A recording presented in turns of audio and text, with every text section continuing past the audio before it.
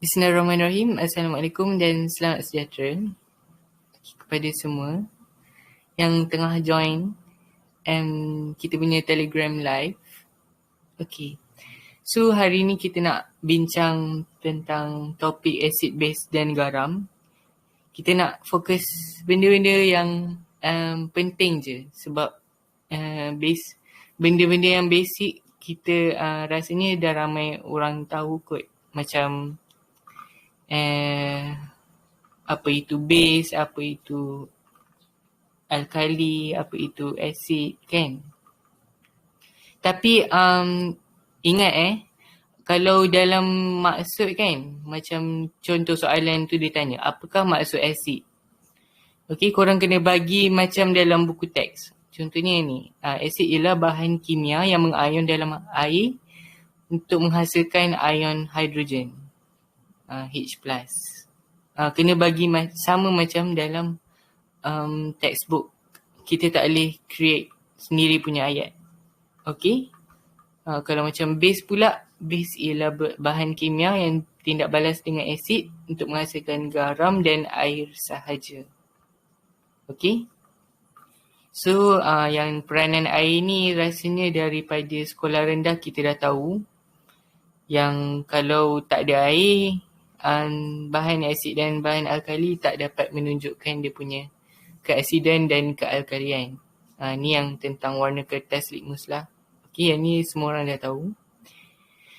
Untuk nilai pH, okay, yang ni soalan ni macam ada ke dalam trial negeri hari tu? Tak perasan. Tapi dia maybe boleh tanya juga. Dia boleh suruh kita kira nilai pH. Okay, in case lah dia suruh kita kira nilai pH acid. Contohnya acid nitrik ni. Dia kata kepekatan ion hidrogen dia adalah 0.5 mol per decimeter cube. Okay. So firstly kita highlight lah apa yang soalan dah bagi. Kita dah highlight ni.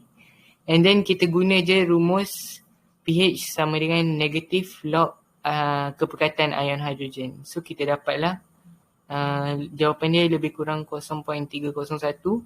Kita just bundarkan ni menjadi satu titik perpuluhan je. So dia jadi 0.3. Ni adalah nilai pH dia. Okay, so untuk kalau nilai pH alkali, kita tolak tau dengan 14 ni, tolak dengan apa yang kita dapat. Maksudnya nanti dekat soalan tu dia akan bagi kita kepekatan ion hidroksida. Tapi yang kita nak adalah kepekatan pH bukannya pOH. So firstly kan kita dah jumpa nilai pOH kan, iaitu negatif log 0.01 ni. So kita akan dapat pOH adalah 2.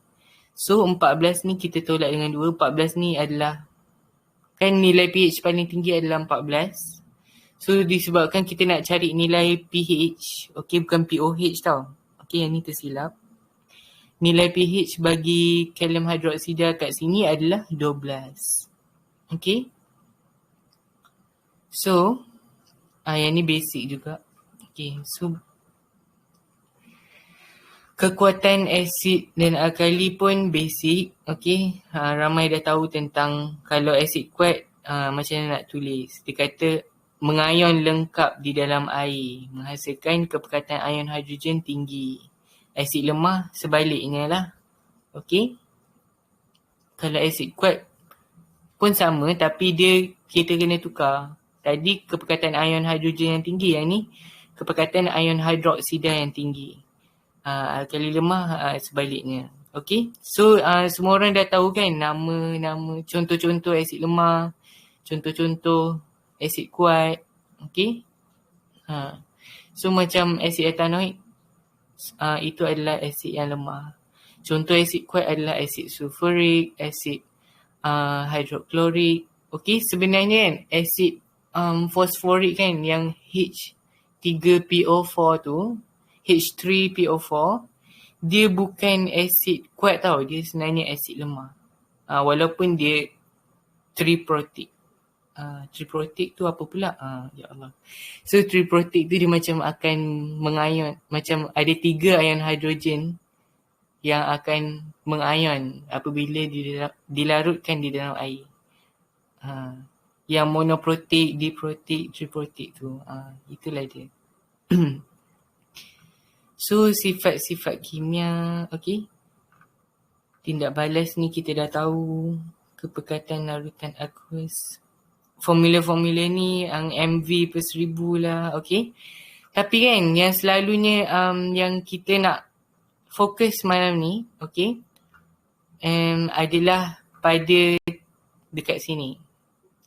Analisis kualitatif.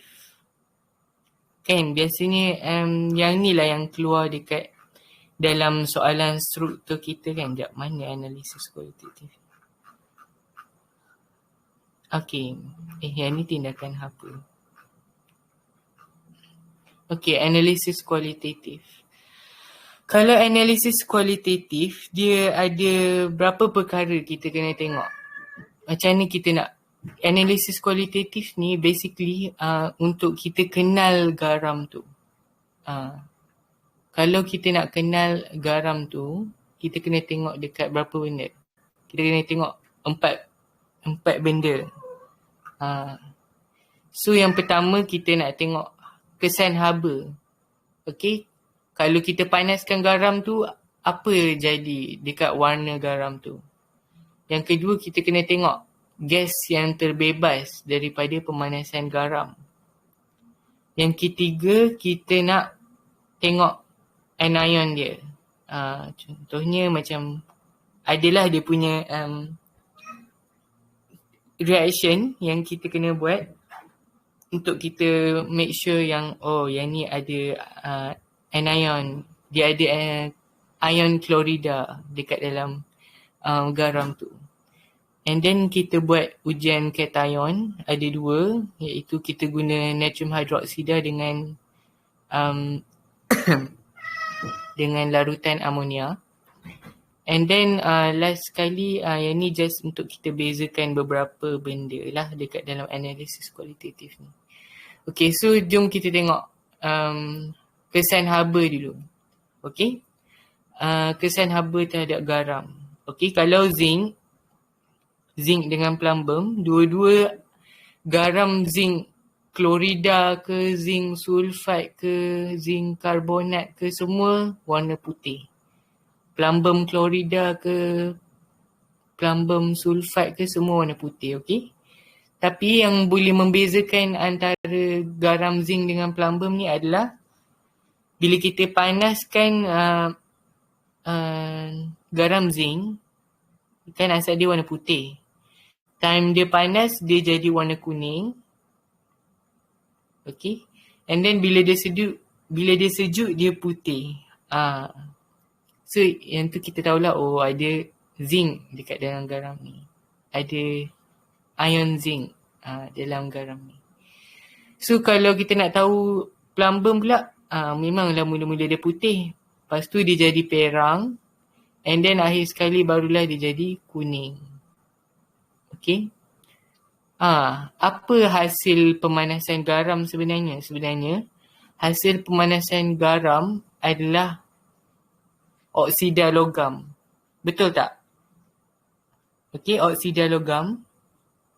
Contohnya macam kalau kita panaskan garam zinc. Okay, kita panaskan dia. And then kita dapat zinc oksida. Zinc oksida warna putih. Garam plumbum, contohnya plumbum klorida, kita panaskan dia, kita dapat warna kuning. Kuning ni adalah plumbum 2 oksida. Okey? Semuanya oksida logam ni. So kalau garam cuprum, dia ada 2 warna tau. Ada garam cuprum yang berwarna biru, ada yang berwarna hijau. Okay, tapi bila kita lepas kita panaskan garam cuprum, semua garam cuprum akan jadi warna hitam. Okay. Kalau ferrum pula, warna dia hijau atau perang. dia akan jadi warna perang lah. Sebab ferrum oksida Fe2O3, ferrum 3 oksida kot kan? Ferrum 3 ke ferrum 2? Ferrum 3 lah. Fe2O3. Betul lah. Ferrum 3 oksida dia adalah karat besi. Okey. Karat kan warna perang. So, warna perang lah hasil pemanasan garam kita. Okey. So, dah habis kesan pemanasan garam. Okey, sekarang ni kita nak tengok gas yang terbebas daripada pemanasan garam. Okey, kalau kita dah panaskan garam tu, macam ni kita nak uji gas yang terbebas daripada garam yang kita dah panaskan tadi. Okey. Kalau oksigen, kayu uji berbara. Okey, Ku ni kayu uji. Okey. Kalau gas hidrogen, kita guna kayu uji menyala. Ni macam, and kita dah tahu yang 3 ni, kita dah biasa dah. Okey. Sebab yang ni dari dulu lagi, kalau kita nak uji gas oksigen, mesti guna yang berbara.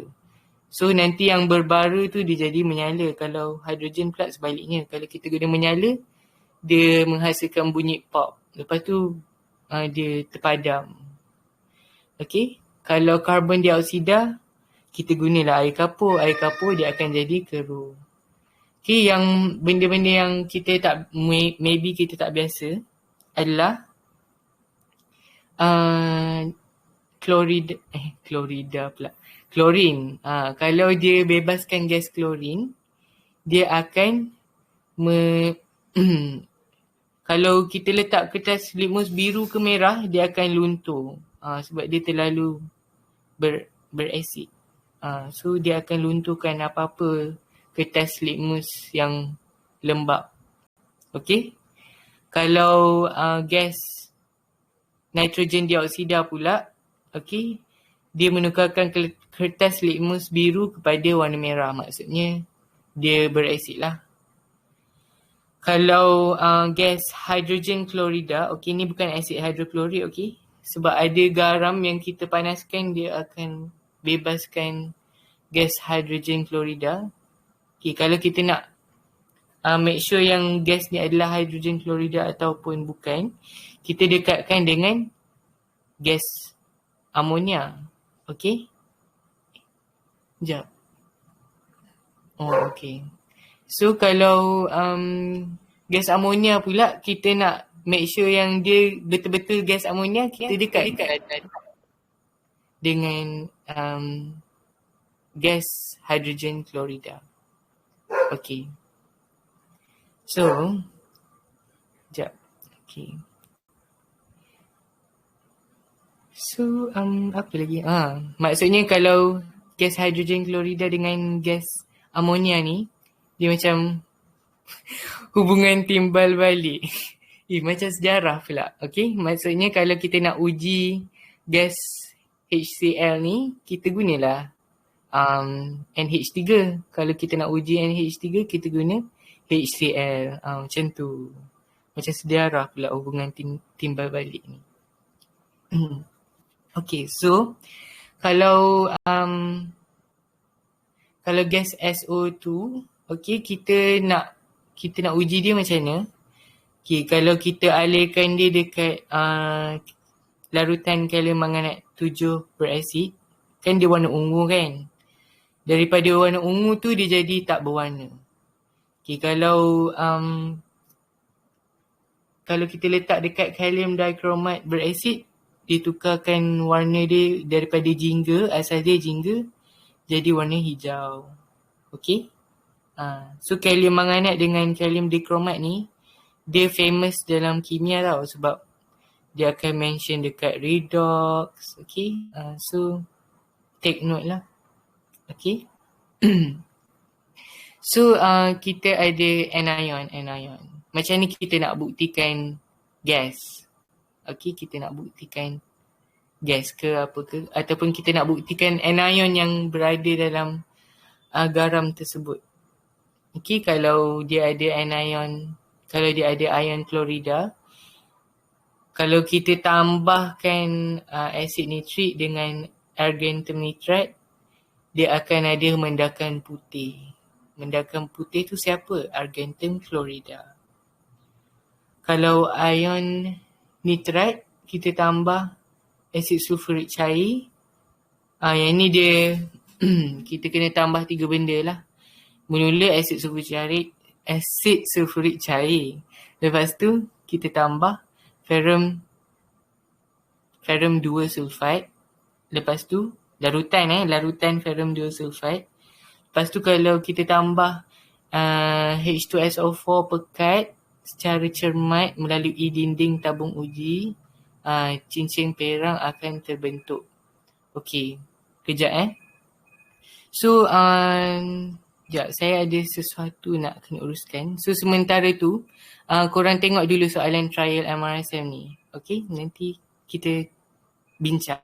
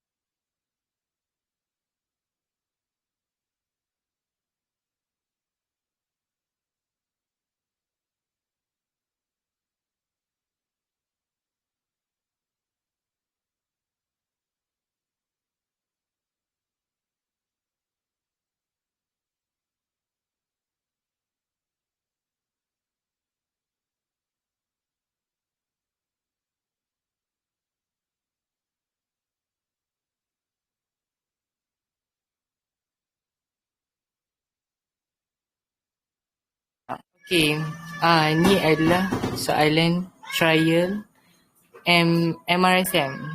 Okey, trial MRSM, dia soalan bahagian B, soalan 9. Soalan 10 dia tanya apa Soalan 10 dia tanya polimer. Okey, kalau saya lah menjawab kertas trial ni, saya akan pilih topik garam lah sebab polimer saya lemah sikit. Okey. So, sekejap. Okey. So, dia kata Akif ditugaskan oleh gurunya untuk menyediakan satu hablu garam.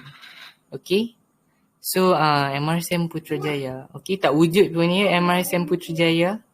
Search lah dekat Google, tak ada MRSM Putrajaya. Okey. Anda dikehendaki menyediakan garam Y dengan ciri-ciri berikut. Okey, hablu dia warna putih. Larut dalam air.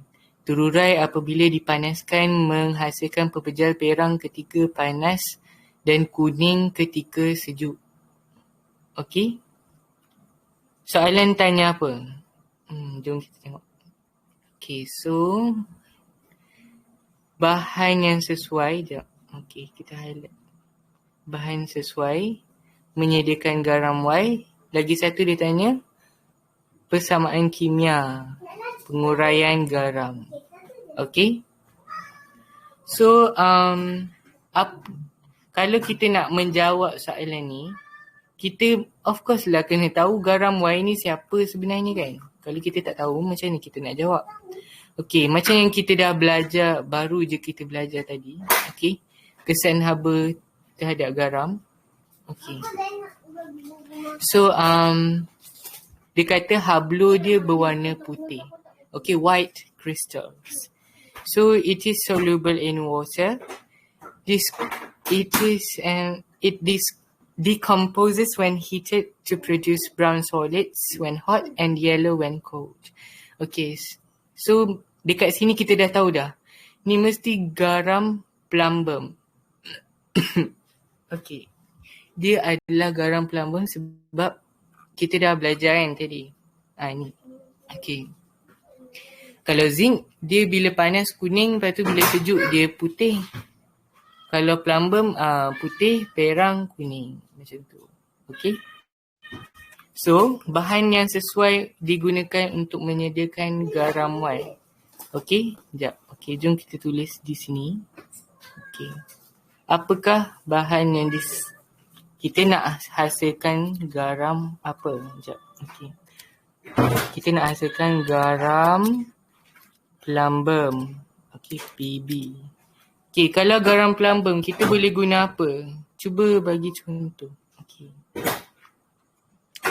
Garam plumbum kita nak hasilkan melalui tindak balas apa?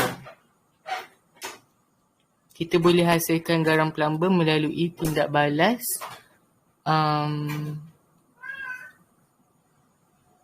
contohnya macam tindak balas asid. Sekejap. Apa benda ni? Acid react with karbonat logam. Ataupun kita just react dia dengan karbonat logam ataupun oksida logam. Oksida logam. Okay. So, asid kita nak ambil asid apa? Okay. Sebab dia kata, kita kena tengok juga. Dia kata kan larut dalam air. Okay. Logik tak kalau kita nak hasilkan, kita nak hasilkan contohnya plumbum.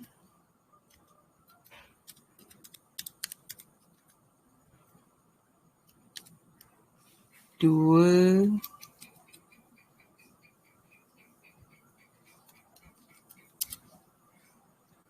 karbonat. Okey. Kalau plumbum 2 karbonat, logik tak kalau kita nak hasilkan garam plumbum 2 karbonat? Okey, tak logik. Sebab apa? Sebab garam plumbum 2 karbonat adalah garam yang tak terlarutkan. So, of course lah plumbum 2 karbonat ni salah. Okey. Apa garam plumbum yang boleh larut dalam air? Okey. Garam plumbum yang boleh larut dalam air. Yang benda simple je kita boleh fikirkan adalah semua garam nitrat kan boleh larut kan. So kita buatlah garam plumbum 2 nitrat.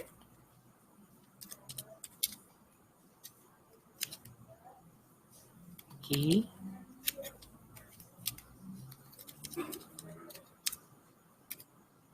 Okey, so kita nak hasilkan garam plumbum 2 nitrat. So yang ni kita buang lah. Kita delete je. Okey, kita nak hasilkan garam plumbum 2 nitrat. Macam mana kita nak hasilkan plumbum 2 nitrat? Melalui tindak balas asid dan karbonat logam ataupun oksida logam. Okey, kita nak hasilkan plumbum 2 nitrat ni. Okey, cara dia adalah asid dia siapa? Of course lah kita ambil asid nitrik kan.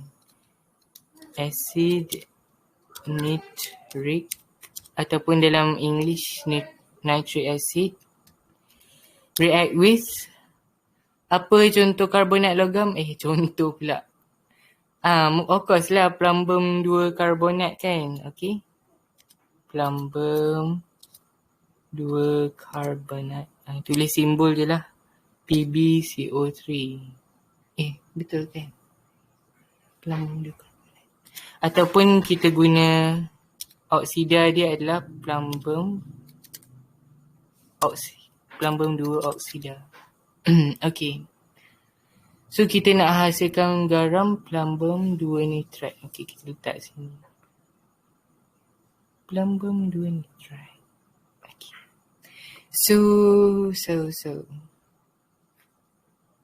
And okay, bila asid nitrik tindak balas dengan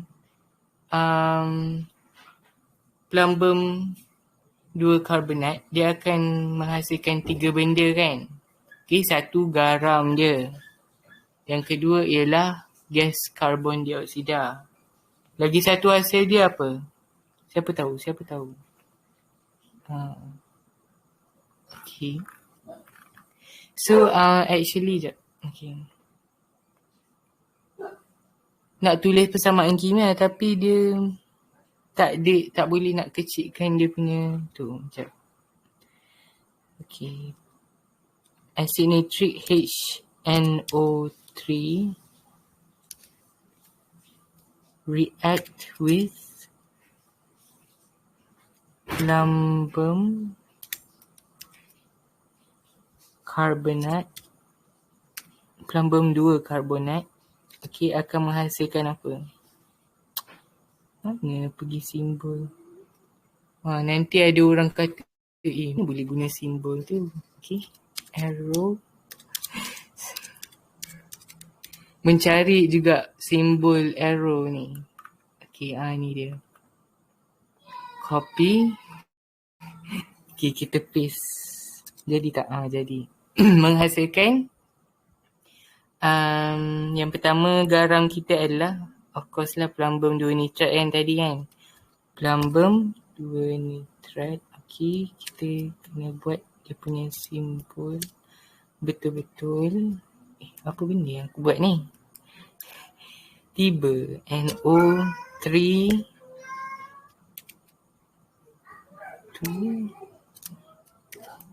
Lepas tu dia akan membebaskan gas karbon dioksida kan. Karbon dioksida. Lagi satu apa? Siapa tahu? Okay, dalam reaction ni kalau korang perasan dia tak akan membentuk dia tak akan membentuk pepejal tau. Tapi dia akan membentuk macam cecair je. Macam benda tu cecair je. Kita tak akan nampak pepejal plumbum 2 nitrat ni. So maksudnya mestilah ada air. Maksudnya garam tu memang dah, bila lepas reaction ni je dia memang ada dalam air. Dia larut dalam air. Kalau kita nak dapatkan pepejal ataupun hablur dia macam mana? Kita just itulah lakukan. Macam kita panaskan dia.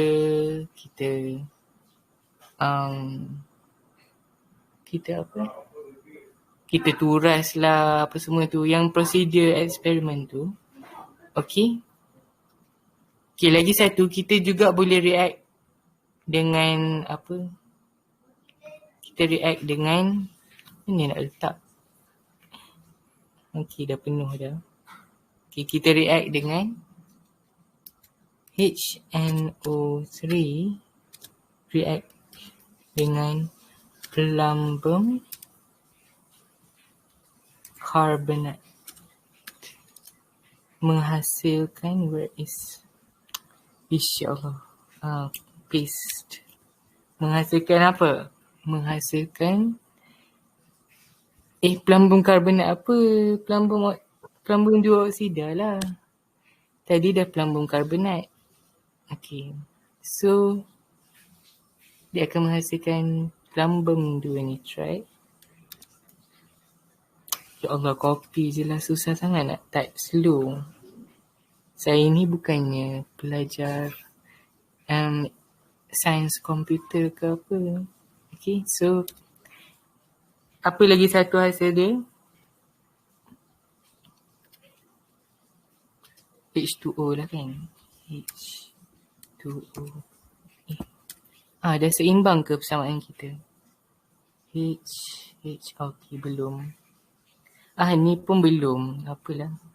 Okay, so seimbangkan persamaan. Sebab kalau kita tengok kat sini, ni ada 2 hidrogen. So, ni mestilah ada 2 hidrogen. Lagipun, dekat hasil tindak balas kita kan ada 2 ion nitrat. So, mestilah ada 2 juga kat sini. Okay.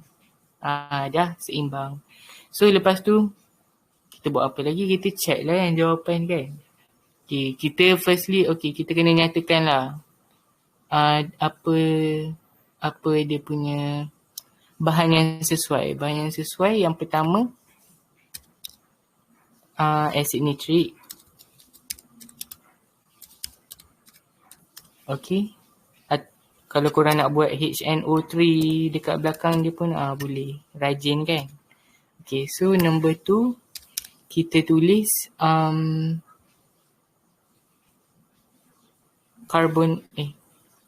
kita tulis plumbum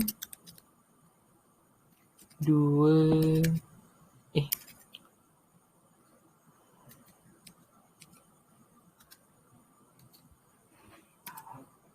plumbum 2 carbonate ataupun kalau korang nak guna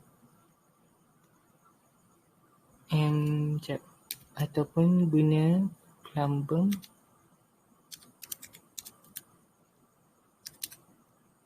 2 apa? Plumbum 2 oksida. Ya Allah, aku ni pelupa. Okay, so dah siap. So yang ni di mana kita akan mendapat markah. Sekejap. Okay. So logiknya korang akan dapat markah satu kat sini, satu kat sini, and satu dekat sini. Kat sini 2. Or mention garam ni kot. Sekejap. Okay, kita tengok dia punya skema. Okay, dia kata kalau able to suggest substances that can be used.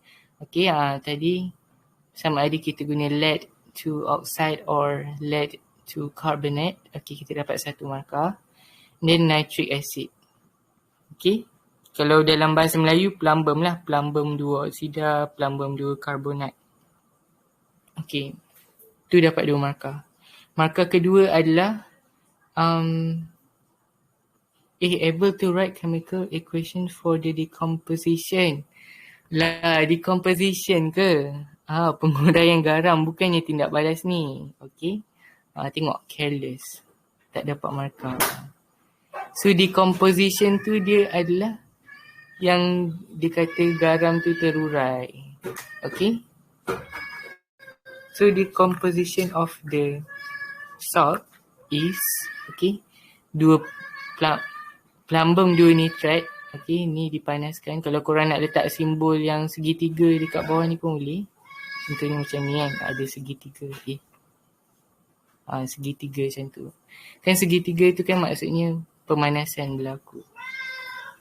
Okay, and then dia akan menghasilkan plumbum oksida, gas nitrogen dioksida dan juga gas oksigen. Okay, mula-mula kita tulis ni dulu tau. Plumbum oksida, nitrogen dioksida dengan gas oksigen. Lepas tu kita tengok. Nitrogen dekat sini ada satu je. Okay, dekat sini ada berapa? Ada 2. So firstly kita tulislah dulu. Yang ni ni 2. Lepas tu kalau kita tengok kat sini, dekat sini kan ada 6 oksigen kan. Dekat sini ada berapa? Ada 1, 2, 3, 4, 5. So ada 5 je. Macam ni kita nak samakan? Kita just kita mula-mula kita darab semua ni dengan 2. Sebab kita mana boleh edit, mana boleh kita plumbum kita letak 2 kat bawah ni, mana boleh sekati je kan. So kita just buat macam ni. So sekarang ni kita ada banyak pula. Kita ada 4 gas nitrogen dioksida ni. So kita tulislah 4. Tak payahlah tulis 2 dah. So plumbum ni kita just seimbangkan lah. Sebab ada 2 plumbum kat sini, 2 plumbum kat sini. Okay, so dah seimbang. Okay, kelakar lah. Boleh tersalah pula. Okay, so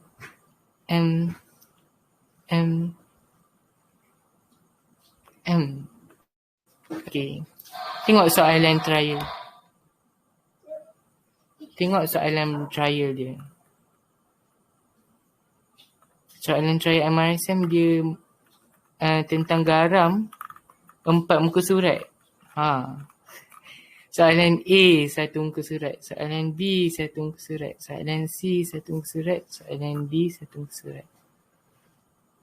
So, jom kita try to jawab soalan kedua pula, soalan B. Okey, soalan B. Okey, pepejal hijau. Okey, pepejal hijau dia melalui tindak balas 1, dia menjadi pepejal yang berwarna hitam. Dah nampak dah kan ni garam apa kan? Okey. Lepas tu dia akan membebaskan gas tidak berwarna. Okey? Okey, so dekat sini kita tahu. Okey, sekarang ni dia nak apa? Kita namakan satu-satulah. P tu apa, Q tu apa, R tu apa. Nanti kita pening. Okay, so P is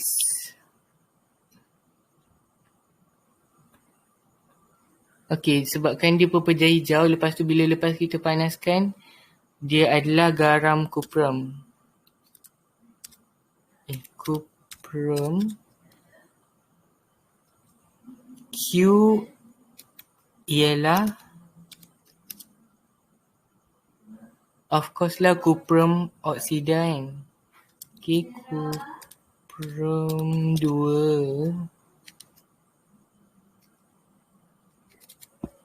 oksida, ataupun dalam English copper 2 oxide lah. Okay. Kalau korang dah biasa belajar dalam bahasa Inggeris, tulis dalam bahasa Inggeris. Jangan tulis dalam bahasa Melayu. Nanti takut tersalah eja, lepas tu tak dapat markah. Okay. So gas tak berwarna tu gas apa?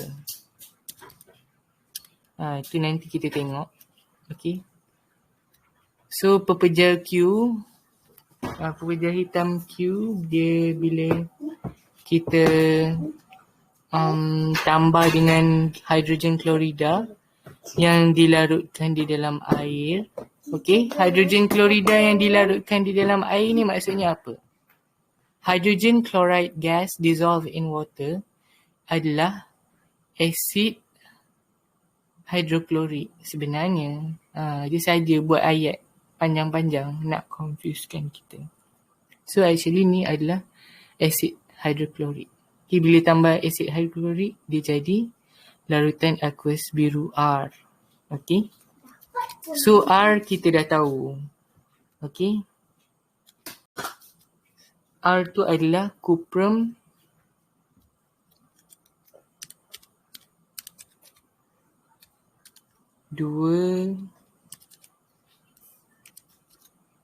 kuprum 2 klorida lah. Sebab kan oksida, kuprum 2 oksida ni tadi kita react dengan asid hidroklorik. Oksida logam tambah dengan react dengan asid hidroklorik, dia akan menghasilkan garam klorida lah kan. So dia jadilah kuprum 2 klorida sebab ni kita dah tahu ni garam kuprum. So tapi kita tak tahu yang ni kuprum apa. Ni kuprum apa, nanti kita jawab. Tengah loading otak. Lepas tu dia melalui tindak balas 3. Tindak balas 3 ni dia berlaku apabila kita tambah beberapa titisan larutan natrium hidroksida sehingga berlebihan. Dia akan membentuk mendakan biru. Yang ni ujian cation. Ujian cation. So yang ni kita tak payah risau sangat. So P ni, siapa tahu P ni apa? P ni actually kalau kita tengok kan dia suruh nyatakan nama bagi pepejal P kan. larutan aqueous R, larutan aqueous R, seeloknya lah kan, kita tulis larutan kuprum 2 klorida. Kalau dia atom, tulis atom. Kalau dia molekul, tulis molekul. Okay, sebab dia, kalau korang macam tertinggal sesuatu je, macam dia tak nak bagi markah dalam kimia ni. Okay. So, okay. Sekejap. Penjal hitam. Satu.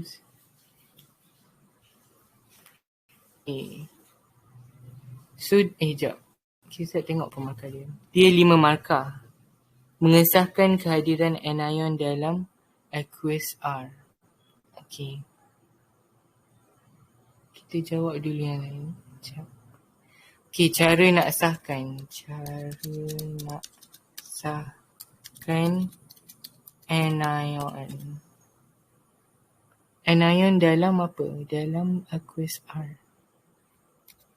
Cara nak sahkan dia adalah dengan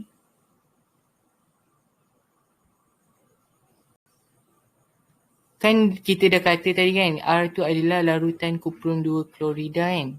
Kalau kuprum 2 klorida, kita tambah dengan asid nitrik.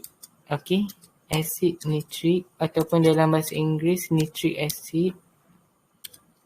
And then kita tambahkan dengan argentum nitrate. Ya ke argentum nitrate? Sekejap. Asid nitrik. Betul lah. Asid nitrik berlebihan, larutan argentum nitrate. Okay. AgNO3. Lepas tu hasilnya adalah, okay, bila kita dah tambah kedua-dua tu, hasilnya nanti akan ada mendakan putih. Mendakan putih. Siapa white precipitate? Apa korang sebut dalam bahasa Inggeris? Mendakan lah dalam bahasa Inggeris. Mendakan putih. Okay, siapa mendakan putih ni? Mendakan putih ni actually AgCl. Okay, argentum klorida, warna dia putih. Ni adalah cara nak sahkan anion kita. Okay. Siapa tahu P ni apa sebenarnya? Pepejal hijau. Dia garam kuprum tapi dia warna hijau. Siapa yang tahu? Sebab dia kata clue dia kat sini adalah gas tidak berwarna. Ya Allah. So dia kuprum karbonat ke kuprum klorida? Kuprum karbonat, kuprum klorida tak mungkin sebab gas klorin kan ada warna. So tak mungkin lah. Kuprum karbonat, kuprum 2 sulfide, kuprum apa lagi? Kuprum nitrate, kuprum 2 nitrate. Cuk kita tengok. Okay, green solid P is copper 2 carbonate. Okay, baru teringat. Betul lah karbonat. Sebab kalau kita kata yang tu adalah kuprum 2 nitrate, okay, kalau nitrate, dia akan bebaskan gas NO2. Gas NO2 ni, warna dia perang. Okay, mana boleh. Sebab dia kata gas tak berwarna. Sama juga macam klorida. Kalau kita kata yang tu adalah kuprum 2 klorida, nanti bila kita panaskan dia akan hasilkan gas Cl2, gas klorin. Gas klorin warna apa? Gas klorin warna hijau kekuningan. So tak logik lah. Lagi satu dia kata pepejal hijau kan. Kita tak boleh nak cakap dia oksida. Sebab oksida tu kan warna hitam kan. Oksida siapa tu? Oksida cuprum. Dia warna hitam. Tak boleh juga. So jawapan dia adalah carbonate. Okay. So kita dapatlah markah kat sini satu, sini satu, sini satu. Okay, sekejap. Betul. Aqueous solution R. Copper to chloride. Okay, betul. R is copper to chloride. Yang ni mana ada? Dia tak tanya Q pun. Okay, so ni tak ada. Kita just saja tulis Q tu apa. Okay. So, cara kita nak sahkan anion. Okay. Add dilute nitric acid. Okay. Kenapa kita guna yang cair? Kenapa guna cair? Memang guna yang cair lah. Sebab kita nak test je. Tak payah nak guna yang pekat. Okay. Kita selalunya guna HNO3 lah. Okay. Ataupun nitric acid. Okay. Kita akan guna nitric acid. And then kita dah just tambah silver nitrate ataupun argentum nitrite. And then white precipitate produced. Okay. So itulah 3 markah kita. Tadi dalam bahasa Melayu kita dapat jawab apa? Janganlah tulis macam ni je tau. Tulislah tambahkan asid nitrik cair. Lepas tu tambahkan larutan argentum nitrate. Okay. Betul. Okay. And then kita cerita mendakan putih terbentuk. Betul. Buat dalam point je. So sini dapat 1 markah, sini 1, sini 1, 1. Dah dapat 5 markah. Macam tu. Okay? Senang je. Okay? Yang analisis kualitatif ni, nota ni dah ada dah dalam grup SPM Natik tu. Nanti saya share balik semua nota-nota ni. Okay? So yang ni kan, kalau korang tengok setiap hari, korang tampal dekat dinding sebelah katil korang ke, korang tengok sebelum tidur, korang tengok benda ni. Okay, korang ingatlah nanti, aku dah hafal ni, aku dah hafal tu. Okay, so, okay. Kita beralih ke soalan C pula. Soalan C 3 markah macam senang je. Okay. So dia kata ada sebiji telur dimasukkan dalam sebuah bekas. Soalan macam ni famous kan. Kalau dia tak cakap telur, dia akan cakap apa orang panggil? Kerang. Terumbu karang.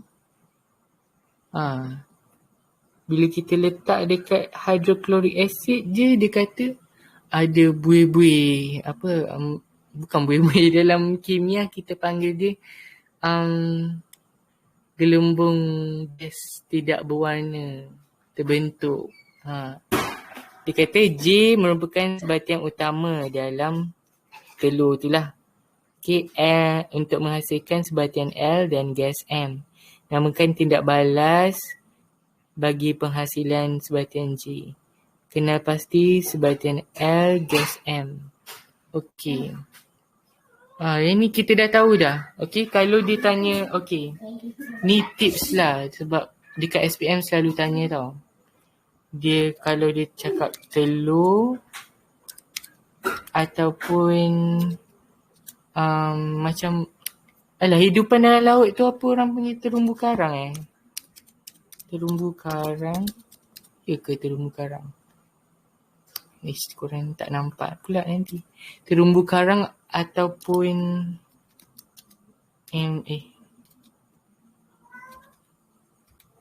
Shell dalam bahasa Melayu apa?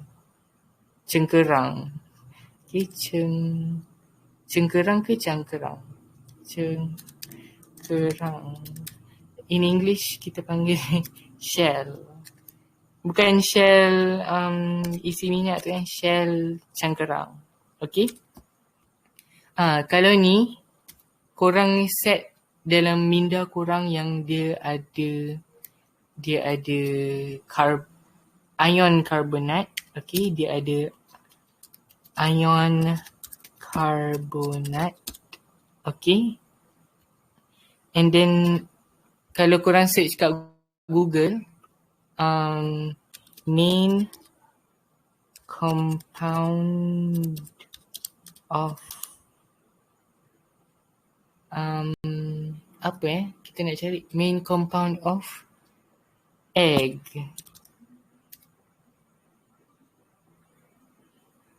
Calcite. Okay, calcite. Calcium lah. Okay, dia ada calcium. So, egg ke shell ke? Shell. Calcium carbonate. Okay.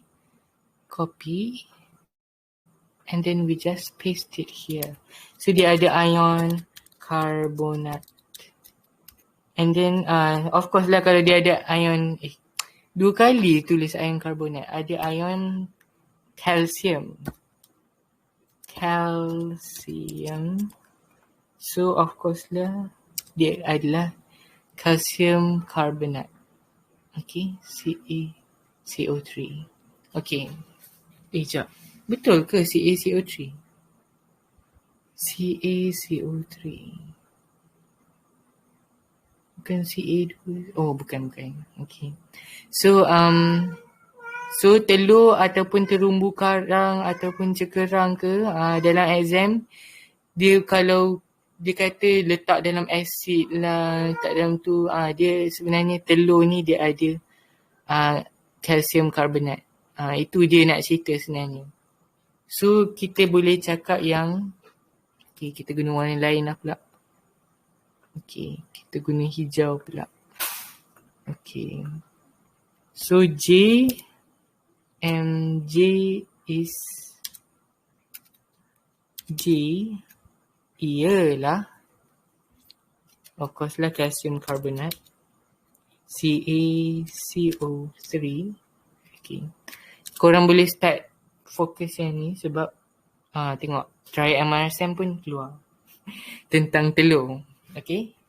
Selalunya telur lah ataupun terumbu karang ataupun cengkerang. J is calcium carbonate. L, kenapa dia tak letak huruf K? Huruf K hilang. Okay. L adalah, sebatian L. Sebatian. Okay, sebabkan calcium carbonate, kita react dengan asid hidroklorik, dia akan menghasilkan calcium klorida lah kan. CaCl2. Okay, calcium klorida. Okay, jangan nanti dalam exam jangan tulis CaCl2, korang tulis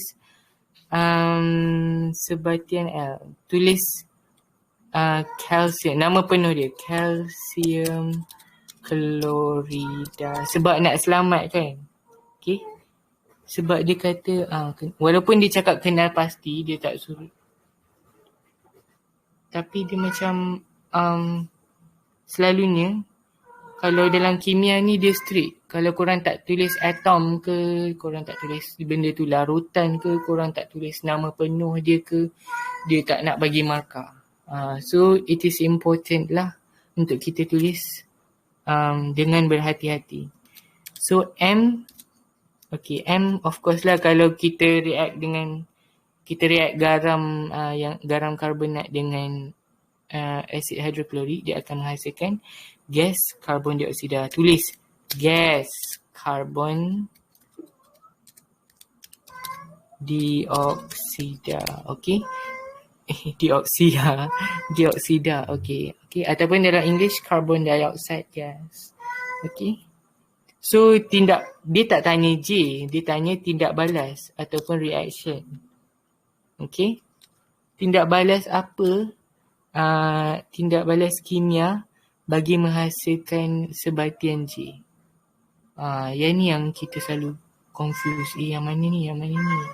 Lepas tu dapat 2 markah je sebab dapat jawab calcium klorida dengan gas karbon dioksida je. So tindak balas ni tindak balas apa sebenarnya? Okay. Sebenarnya ni adalah, jangan tulis TB tau dalam exam nanti. Tulis tindak balas ataupun reaction. Okay.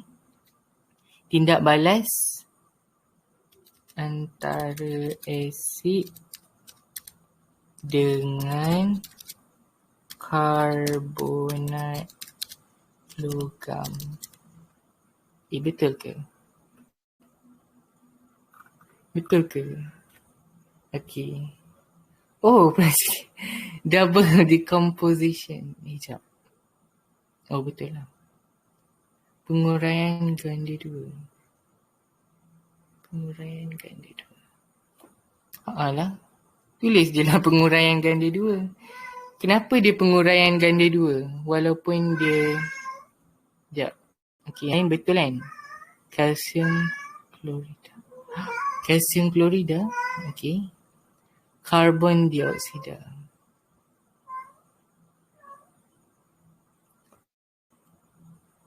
Okay, so actually, oh betul lah kalsium klorida, betul lah. Kalsium klorida. Sekejap, kenapa tadi saya jawab kalsium klorida? Oh betul lah, okay. So dia penguraian ganda 2 sebab actually kalau tindak balas, okay, kita tulis dulu. Penguraian ganda 2 ataupun in English kita panggil dia apa? Double apa tadi dia tulis? Double decomposition. Okay. Okay. So penguraian ganda 2 ni dia termasuk sekali tindak balas antara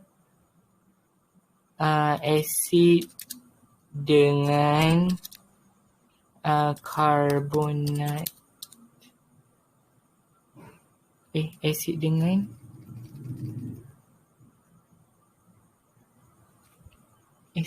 garam. Garam lah kan? Sebab betul lah. Asid dengan garam. Asid dengan karbonat logam. Karbonat logam.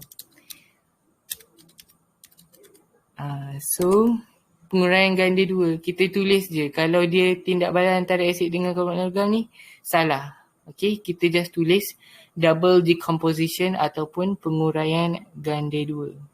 Okay. Tengok.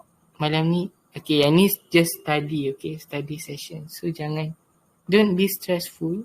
Okay. So, korang dapat markah kalsium klorida. Sekejap. Kalsium klorida. Hydrochloric acid. Calcium carbonate. Okay, betul lah. And then carbon dioxide. Penguraian ganda 2. Sebab dia kan CaCl2.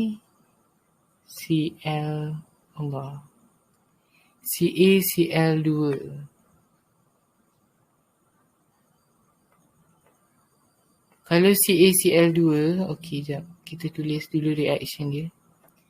CaCl2 bertindak balas dengan HCl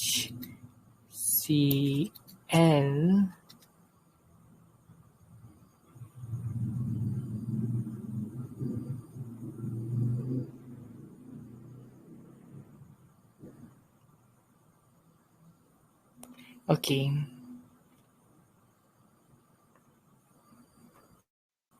So main compound of these things are... Okay, tak apa. Betul lah kalsium klorida kan? Kalsium klorida dan gas M adalah karbon dioksida. Okay. So at least kita dapat 2 markah. Okay, ingat kalau dia tanya tindak balas ni adalah tindak balas penguraian ganda 2. Jangan tulis tindak balas antara asid dengan karbonat logam. Macam saya pun tersilap tadi. Okay. Every human makes mistakes. Jangan buat kesilapan time exam pula. Okay. Okay, so last question. Question ni 8 markah. Wish. Okay. Ni mesti soalan suruh kira-kira ke apa.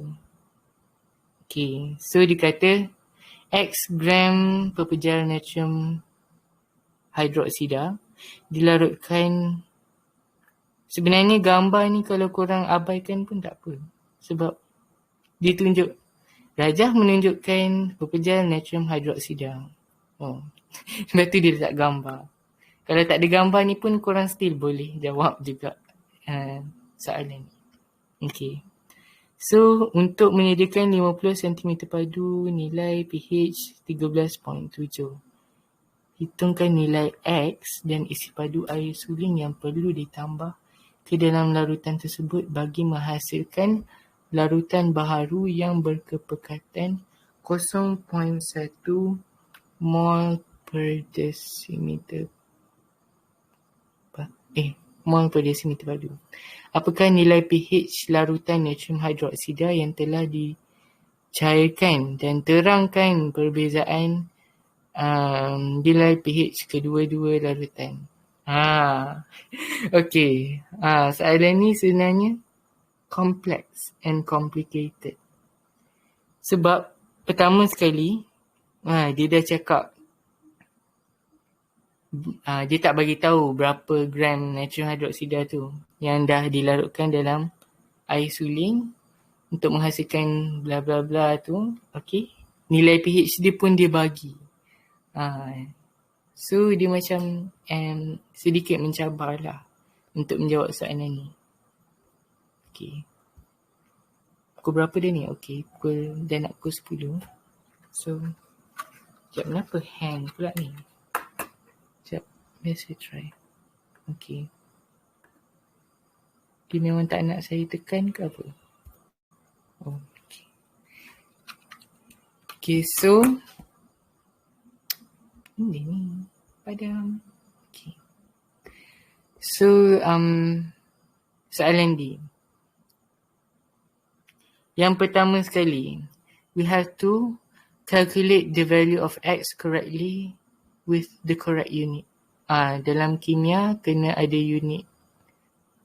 Tapi actually dalam fizik pun kena ada unit. Yang at maths yang tak payah ada unit pun tak apa macam. Tapi kalau at maths, darjah ataupun radian kena letak unit dia. Tapi dalam kimia mesti ada unit lah dengan fizik. So, kita cari bilangan mol dia dulu. MV per 1000. 0.5 tadi tu. Ni. 0.5 ni korang tahu kan? Kenapa dia jadi 0.5? 0.5 tu daripada sini. Dia bagi 1000 sebab dia still dalam centimeter cube. So kita nak tukar dia jadi decimeter cube. So kita dapatlah 0.025 mol. Okay, yang ni dapat 1 markah. Sebab dia kata kalau kita cari bilangan mol natrium hydroxide, kita dapat 1 markah. So kita cari jisim dia pula.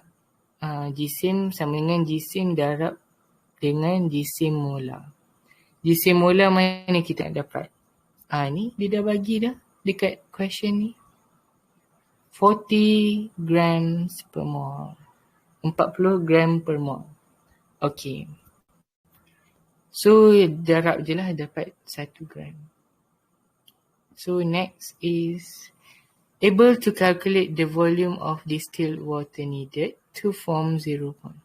Yang ni dia dalam tajuk larutan piawai, tak silap saya. Yang ni. Mana tajuk larutan piawai korang? No. I think it is 6.7. Per neutral line. Ni dia, larutan piawai. Kita gunakan formula M1V1 sama dengan M2V2. Ya ke? Macam salah je. Betul lah, M1V1 sama dengan M2V2. Dia macam sebab kita dah cairkan sebab asalnya dia adalah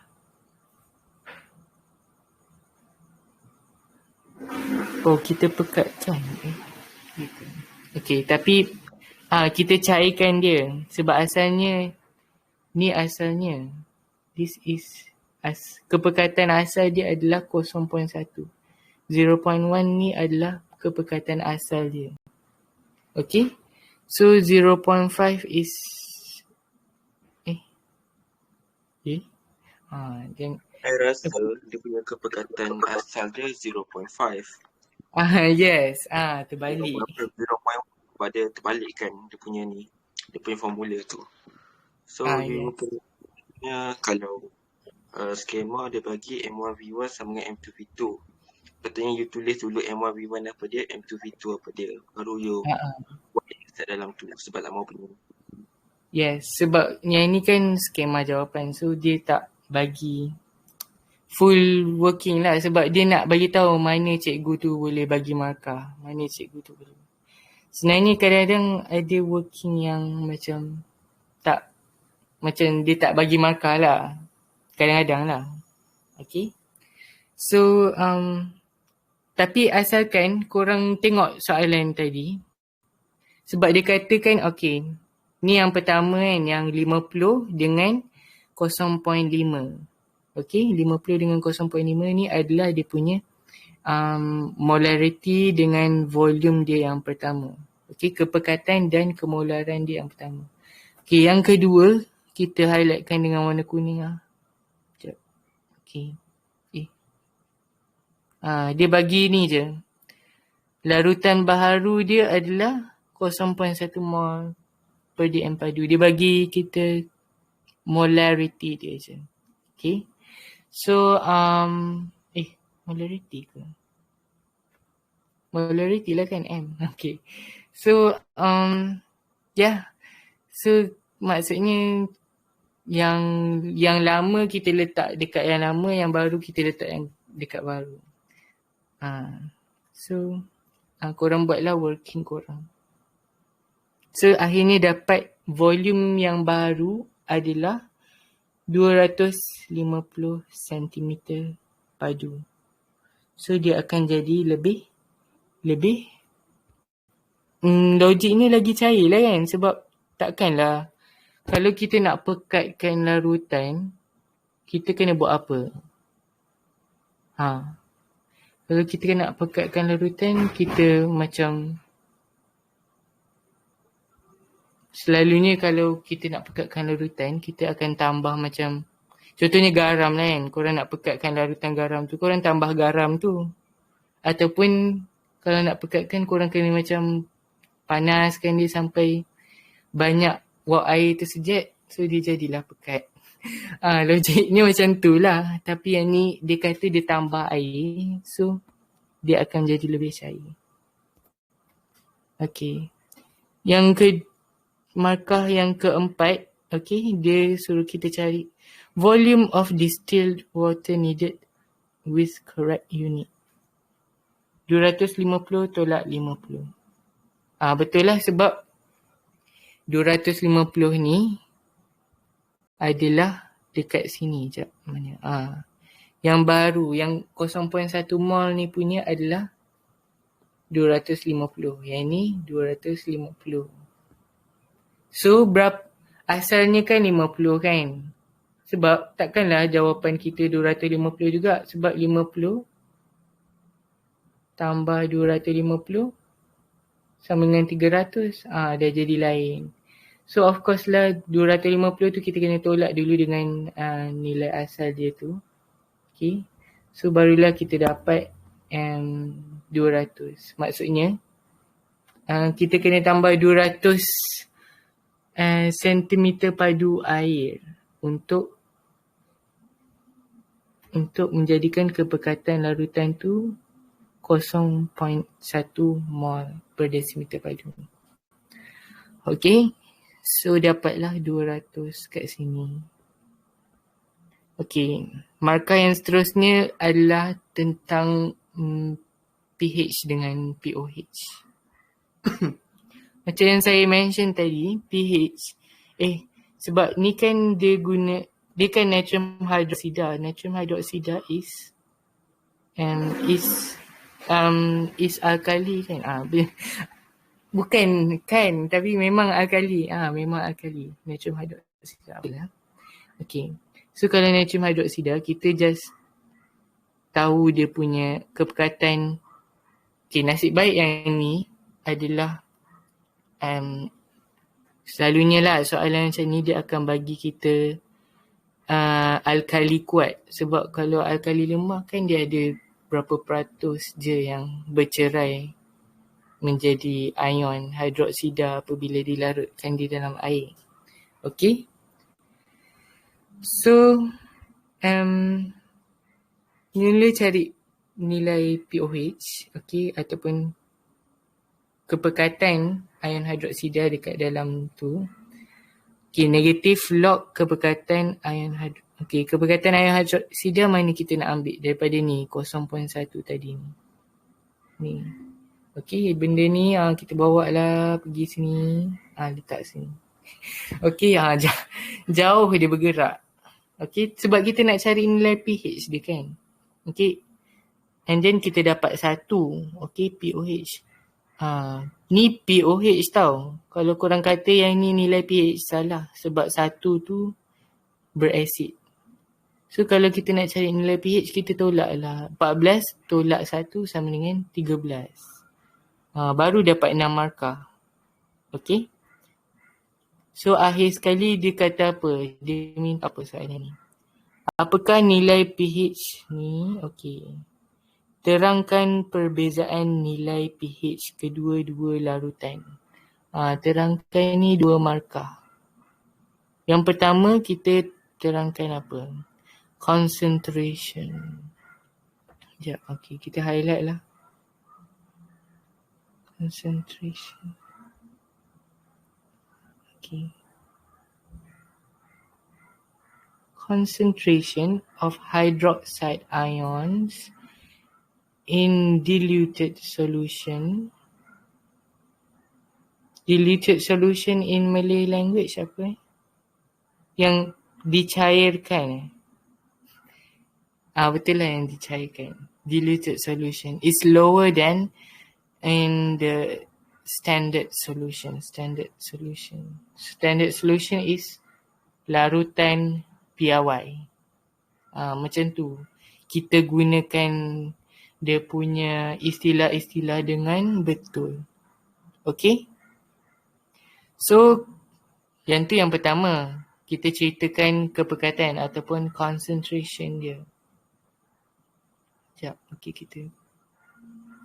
Okay, concentration of hydroxide ions. Bukan concentration, jangan cerita the concentration of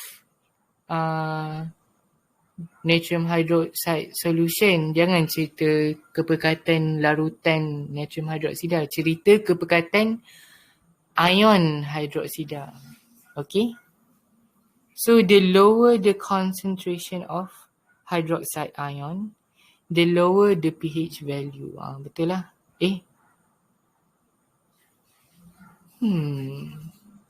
Macam salah je kan skema ni.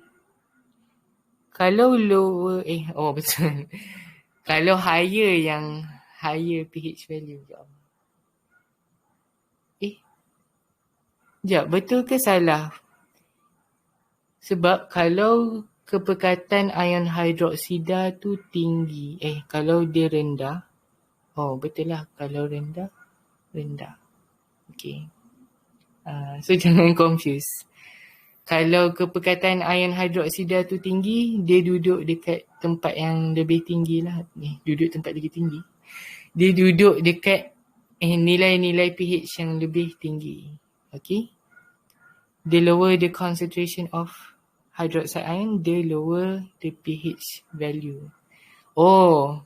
Confused sebab ni tadi. Kan ni dia kata lower the pH value kan. Okay. pH value.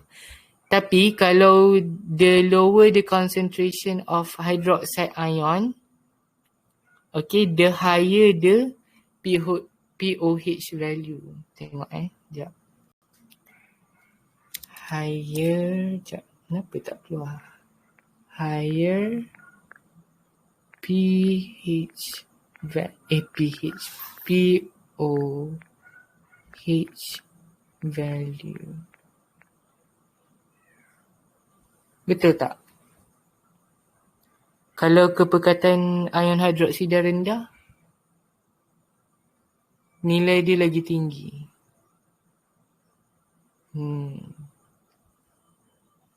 Okay, sebab kalau nilai pH tu rendah, of course lah disebabkan oleh nilai pOH tu lagi tinggi. Contohlah kan. Okay, kita tulis kat sini. Okay, sekejap. 14 tolak 3 berbandingkan dengan 14 tolak 1. 14 tu nilai pH. Yang 3 dengan 1 tu adalah nilai pOH. So maksudnya dia yang nombor 1 ni dia akan jadi 11. Yang ni dia akan jadi 13. So yang ni lebih beralkali lah. Okay, memanglah istilah dia salah tapi kita nak faham kan. So yang ni kurang beralkali. Okay, so maksudnya kalau nilai pH tu kan yang ni kan nilai pOH dia lagi tinggi kan. So dia punya nilai pH akan lebih rendah. Yang ni yang lagi tinggi.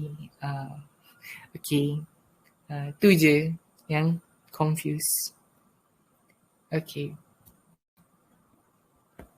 So rasanya tu je. Ada apa-apa soalan tak? Sekejap. Ada orang request nak buka mic ke apa ke? Sekejap. Mana tadi aku punya? Kenapa dia tak nak dia tak nak bersepakat dengan saya? Okay, sekejap.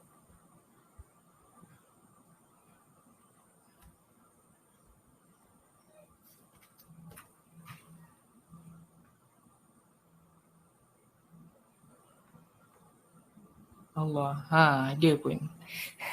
Okay, korang ada soalan tak? Ataupun ada benda yang saya tersalah ke tadi macam ada benda nak tambah ke? Boleh minta buka mic ke? Macam request. Kan korang boleh request kan untuk buka mic. Okay. Kalau tak ada, I think tu je untuk hari ni.